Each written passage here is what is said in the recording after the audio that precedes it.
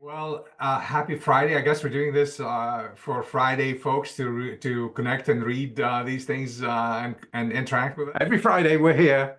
Every Friday was good. Exciting. Stuart, it's great to see you. I think we have a topic that's quite close and dear to my heart, and I think organizations and especially transformation officers and executive team members see it as core to their dialogue. This whole, I don't want to call it tension, but the whole finding the balance between operational excellence and this, or organizational excellence through projects. Um, I think there has been quite a bit of relentless almost movement on creating something around this project economy principle that PMI and others have been pushing for some time. And the reality is, because of where we are, just at this moment in time, and just because of the amount of digitalization focus that we have and the amount of efficiencies that are created operationally, I think it makes a lot of sense for us to get to a place where, hey, let's utilize this great moment in time. It's a fork in the road where we can shift our intentions and focus to the right mindset, the right capabilities, and most importantly, the right technology to support us in focusing on what matters the most, which is innovation, growth, portfolios of initiatives, how that can help the organization horizontally and then ultimately to its customers, stakeholders, shareholders, etc., become much more value driven. I think this is the age of value, Stuart. Don't you agree? Yeah, I mean, look, change is hitting us faster than ever, right? And so the following is not a political statement in any way, but when US policy seems to vary from tweet to tweet, Yeah, right? Change is just hitting us so quickly, right? yeah, That I think the traditional ways of thinking need to change. They have to change, right. right? It can't be operations is operations and change is change, right? Yeah, But they've got to be joined together. yeah. And because your organization has to change, what you do has to change, your customers are changing, the environment's changing, and the only way that you can innovate and respond to that change quickly enough Yeah. is to kind of join the pieces together and think about change as being part of an operational piece of the business.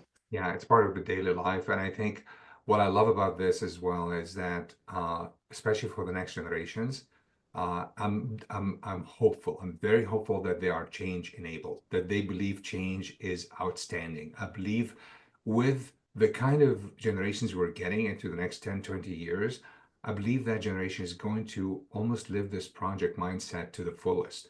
They love to see outcomes. They love to be engaged in journeys and so forth and love to see change. They are designed that way. Yeah. So, and they're also on the top of it, they're digitally savvy and all that kind of stuff. So they know that operations can be taken care of and efficiencies can be taken care of with creative ideas and talking to our friend AI powered this and that and create those kind of apps to increase this and this and thus create time again to be strategic and to turn the So, tide almost. so do you know Anara? I don't know if I interacted face to face with her, but I should do know her and know how a futurist almost she is in a lot of her thinking process and practices as well. Yeah, yeah, She is an astonishing individual. She is so smart and so driven, yeah, but she also does these wonderful, crazy, magnificent things.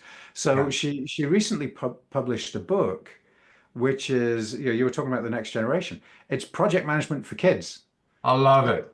I So love it. it's a book that teaches, 7-year-olds how to do Yeah, project management. yes. And so go get it. If you have kids and you want them to grow up to be part of this change economy, go grab that book. It's awesome. Yeah. No, I love it. I think the reason the future is bright when it comes to the mindset around project portfolio management is because by nature that next generation has lived this. In schools, things have been changing. In education, things have been changing. Academic institutions have been changing to allow this experimentation to be heightened almost as a key priority. So I love the fact that the opportunity for the creation of outcomes is already embedded in the DNA of the 7-year-olds and so on. They are asking tougher questions than, in my opinion, our generations and previous generations were asking. they ask a lot of the why questions. Why does this matter? And we used to joke on kids always asking why, but now they're asking the why. The level of intellect that's coming out of some of the younger elementary school kids and so forth, it really, makes me think that this balance that we're talking about, or the shift, maybe it used to be like an 80-20. I really believe it's going to go 20-80, where the operation still, you got to run the business, but changing the business is going to have to take majority of the focus of the organizations in the future. And I think some of this is technology enabled. So Right. my dad was one of the project planners on the Polaris submarines back in the early 60s, right? So Yeah. they were building the submarines up in the northwest of the UK here.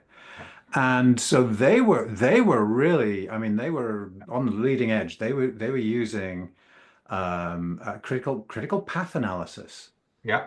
for a Yeah. living, Yeah. right? Yeah. That in the early 60s, that was Fantastic.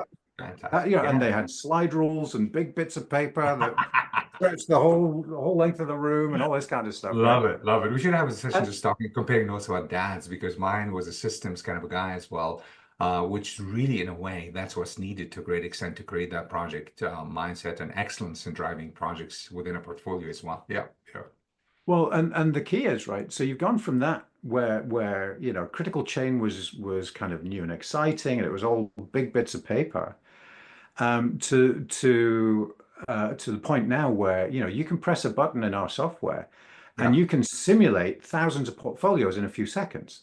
And you Correct. can and you can simulate a delivery roadmap, right, to Yes. balance your resources. And so you can respond and react in ways today because of technology. So you're right, it's about changing business models, changing culture and people, and Yeah, changing technology to yeah. support that Correct. that's making this all happen. And it's Yeah. all happening incredibly quickly.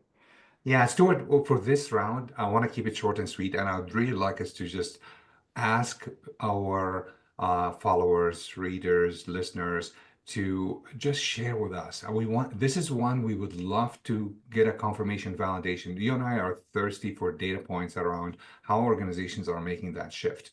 We have our views. We don't want to be biased and sitting with just our views because we've seen what success could look like and looks like.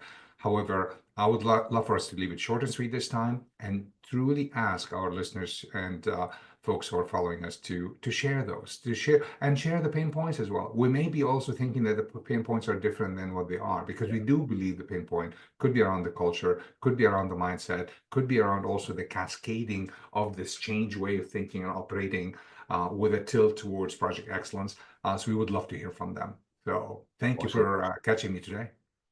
Excellent. Have a great weekend, and we'll see you all next week.